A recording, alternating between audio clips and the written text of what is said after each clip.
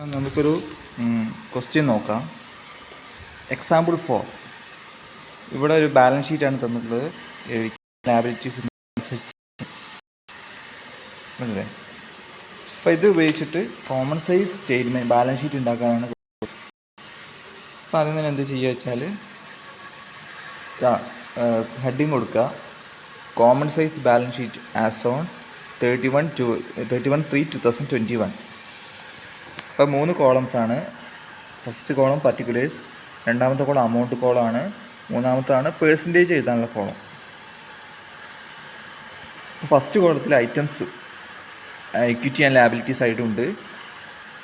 അതിൽ ഓരോ ഐറ്റംസ് ചെയ്ത് ടോട്ടൽ ചെയ്യുക. അമൗണ്ട് കോളത്തിൽ അതിൻ്റെ അമൗണ്ടും ടോട്ടൽ എഴുതുക. അസറ്റ് സൈഡ് അതുപോലെ തന്നെ ഓരോ ഐറ്റംസ് എഴുതുക. എന്ത് ചെയ്യുക, അതിൻ്റെ ഓരോന്നിൻ്റെ അമൗണ്ടും പിന്നെ ടോട്ടൽ ചെയ്യുക.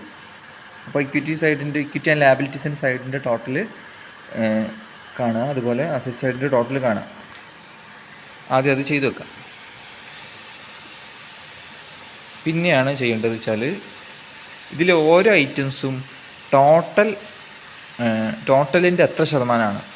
ഇപ്പോൾ ഇക്വിറ്റി ആൻഡ് ലാബിലിറ്റി സൈഡിലുള്ള ഐറ്റംസ് ആണെങ്കിൽ ടോട്ടൽ ഇക്വിറ്റി ആൻഡ് ലാബിലിറ്റീസിൻ്റെ എത്ര ശതമാനമാണ് ഓരോ ഐറ്റംസും എന്നാണ് കാണേണ്ടത്. അപ്പോൾ നോക്കാം. ഇവിടെ